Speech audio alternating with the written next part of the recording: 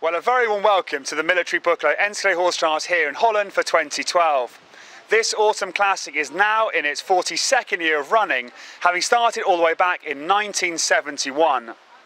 This great horse trials has grown impressively to now accommodate the largest sporting audience live in any sport, not only horses, here in Holland. Once a year, this normally sleepy Dutch village on the eastern border of Holland is transformed into an eventing epicentre, welcoming competitors not only from Europe but from all over the world, including this year USA, Japan and even Australia.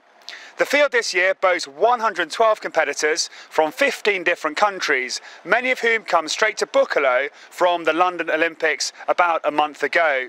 Indeed, the top three, Michael Jung, Sarah Algerson-Ostolt and also Sandra Ovaert, who won gold, silver and bronze in London, are all here in Boekelo. Other legends here include the double Boekelo champion, indeed double Olympic champion Mark Todd, also Pippa Funnell, the former Rolex Grand Slam champion, and from the USA, his first time here at Boekelo, Philip Dutton. He's won Rolex and also has been a world #1.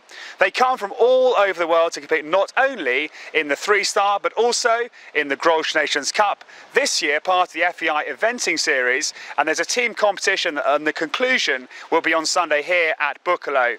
But also a real focus is for the Dutch National Championships. The annual pilgrimage to Boekelo is nearly complete, but tomorrow about 50,000 people will come to Boekelo to enjoy a great cross-country day. And why do they come to Boekelo? The answer is we're united by the unrivaled welcome and hospitality that Boekelo and its title sponsor Grolsch offers year after year, and with one burning question on everybody's minds: who will win the Military Boekelo NCAA Horse Trials for 2012? We now start to answer that question here on Eventing TV, and we'll speak to some of the main contenders for the cross-country tomorrow. We're here at Boekelo for 2012 with Mark Todd. I said we'll speak to the leading competitors. And Mark, 2 rides here in Boekelo, 2 new horses for me at top level. How do they go in the dressage? Well, the first one, Leonidas, he's an 8-year-old and he's not very experienced, and I was quite pleased with him, but he took exception to the men at A that opened the gate, and I had a bit of a trouble getting in the arena, and then he was a little bit unsettled after that, but we ended up with a 52 and a 2-point penalty for being late getting into the arena. But what caused that, Mark? Well, because he was spooking at the men at the gate, and I couldn't get past. Okay. So. And today, Quantum Leap. Quite a wet day, so again, not easy for dressage. Yeah, and he's a horse that I've only ridden a couple of times, just taken over the ride from Bruno Goins, who owns him. He went okay, and we ended up with a 45, which is sort of, there and thereabouts. Yeah. So looking forward to both horses going well for the next 2 days. And Mark, you've won Boekelo twice in 98 and 89. You were third with Campino, your Olympic horse, so clearly you enjoy coming to Holland. Oh, I love coming here. I first came here in 1979 and been back quite a few times since, and I'm still trying to win it for that 3rd time. I was second 2 years ago. You're the only one to do that if you can. Yeah. But anyway, it keeps eluding me, so I don't think we'll be doing it this year, so I might have to keep coming back some more. Okay. And Mark, a quick question about Sue Benson's course. You, of course, are at London Olympics. They've said it's not too difficult, but there are the odd place here and there, the first water, other place that could just catch out the odd one.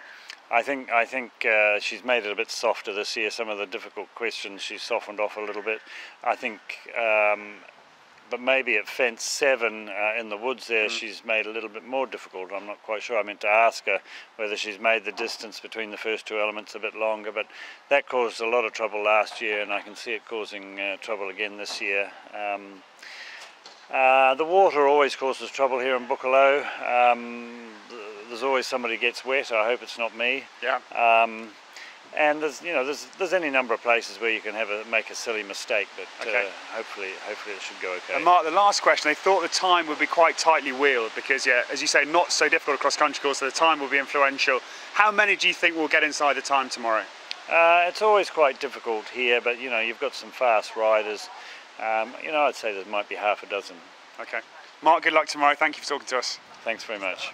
Well, now, guys, we're going to talk to Chris Bartle, the German team trainer, winner of the gold medal, of course, with the Germans in London. And Chris will tell us about his opinion on Sue Benson's Boekelo cross-country course. Well, ladies and gentlemen, we're here at the Military Bookelo Enschede Horse Trials in Holland. Cross country starts tomorrow. I'm here with Chris Bartle, the German team trainer. And Chris is going to talk us through the cross country course. Sue Benson, the designer, designed the Olympics, Chris, has been here at Bookelo for many, many years. What do you make generally about her three-star course this year? I think this year it's a little bit softer, a little bit kinder than last year. Last year was a pre-Olympic, this is a post-Olympic, so I would say in general it's a little bit friendlier than last year. And Chris, like last year, the first question comes to the main arena at 2 and 3. They jump a spread fence and then it's quite an angled offset rails combination. Yes, they're dressed up to look a little bit like show jumps, and 3 to 4 you've got quite an angle. It's similar to fence 3 in Greenwich in London. You've got to get the right tempo. It's more show jumping distance, you might say, and if you're going too quick you could easily glance off. And Chris, quite an atmosphere in the main arena, a lot of crowds there, so just question whether early on your horse is listening to you or not. Is that part of the problem? Yeah, it's part of the problem. The horses are a bit keen at that stage, and it's a fence you could underestimate in terms of keeping the horses on the line. And Chris, hopefully through the main arena clear, that's obviously the plan. What's the next question on Sue's course for you? You've got a couple of rhythm fences, one of which includes a bullfinch, and there'll be some horses who'll try and jump the top of it. Bullfinch means that you're jumping through. The idea is to brush through it, but to brush through it. But some careful horses will try and go over the top. But then after that, you come into a fence which was caused a lot of problems last year. Slightly softer this year because she's given 3 strides between the first element and the second. Last year it was a long 2 strides, so from that point of view it looks a little bit clearer for the horses, but still potential for run-outs there at that skinny in the middle. And Chris, the first water, real feature here with Sue Benson's courses. There was a lot of options in last year. She's narrowed it down slightly, go on the right-hand side this year, but the riders again think it's quite a strong question, the first water. Yes, you've got what you would call the middle route this time, which is similar to what we had last year. Coming round a tree to a skinny and then down to a combination into the water, slightly softer drop in and then going out over the D element over a skinny.